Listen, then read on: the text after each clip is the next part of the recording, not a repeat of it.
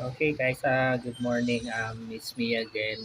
Today mag-unbox ako ng solar charge controller na may Bluetooth.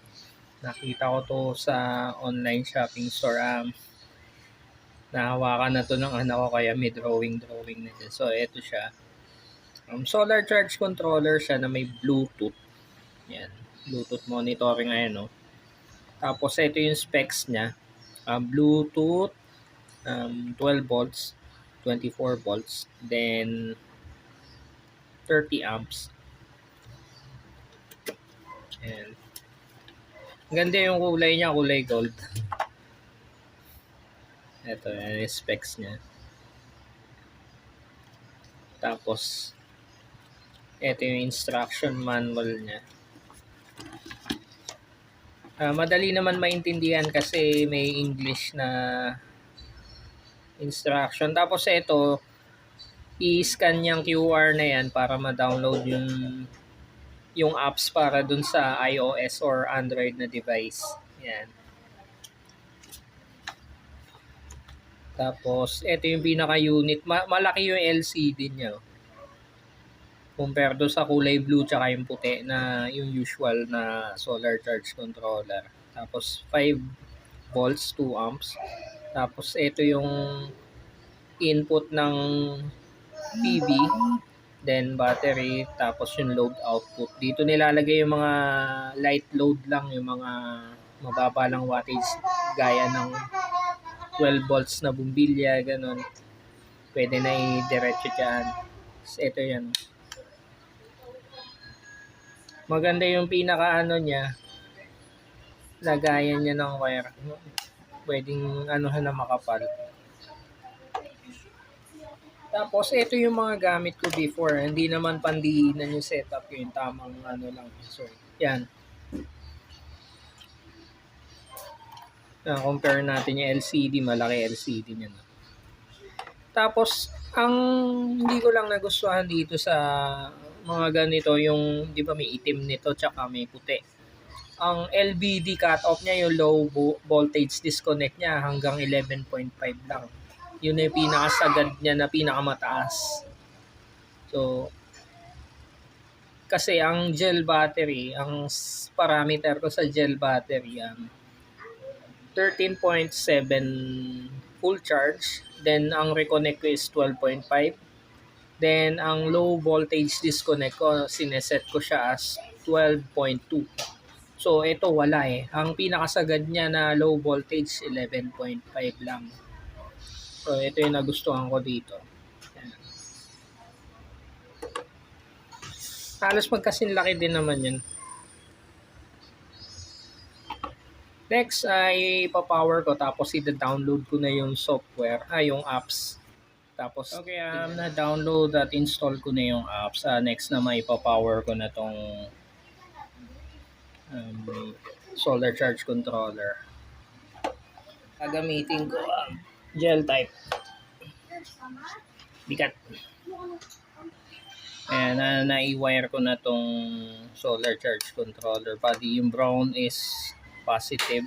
Nilagyan ko na rin muna temporary na battery ay terminal. Tapos negative yung blue. So, yun nga,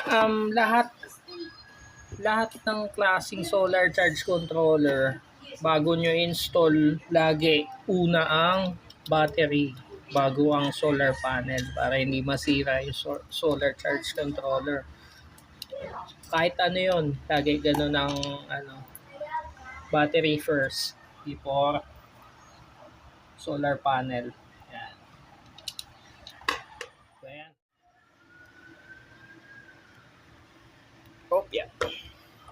Okay, naka-power na yung solar charge controller. Parang same din to nung kulay puti at saka itim. Ito yung output. Ang kaibahan lang nito, madaming display. Yung pumapasok na ampere galing solar panel. Then yung voltage ng battery. Then may room temp, 24.5 degrees Celsius. Tapos ito din, yan din yung mga parameter niya. Kamukha din nung sa ganito. Yan.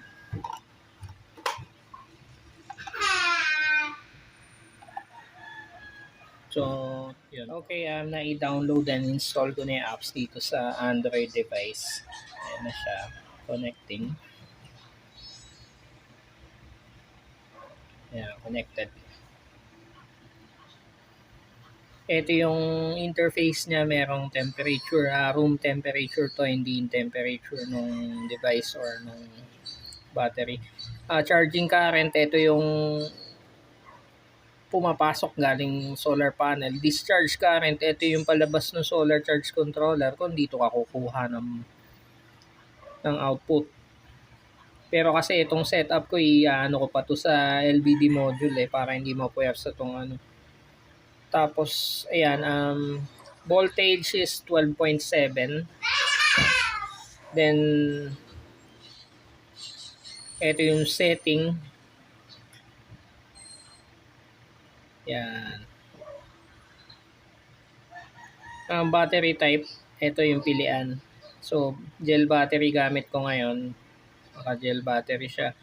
Voltage detection mode, 12 volts yung gamit ko na battery. And yan yung drop-down menu. So, pwede ring automatic detection. Pero naka 12 volts ako. So, pipiliin ko na yung 12 volts. Then, yung output mode, ito yun. Manual. Pag pinindot mo yan, magkakaroon na ng 12 volts na out dyan.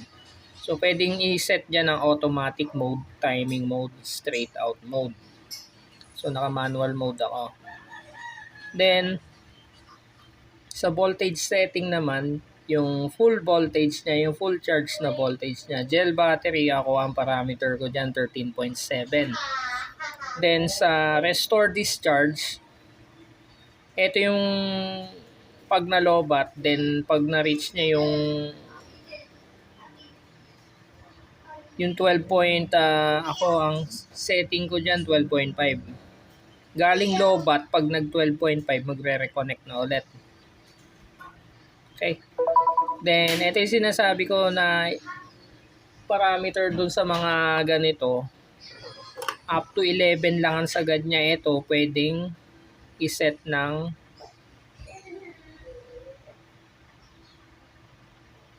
12.2. Yan ang cut-off setup ko sa gel battery para hindi masira kagad yung battery. Tapos, ito naman yung system time. Yan.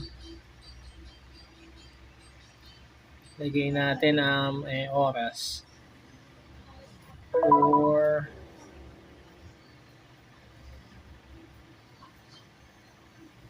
4 o'clock. Okay. Tapos, ayan, nakaset na dyan yung ano niya. Okay. Tapos, ilalagay ko na lang sa description kung saan ko nabili itong ano na to, solar charge controller. Okay. Maraming salamat sa panonood.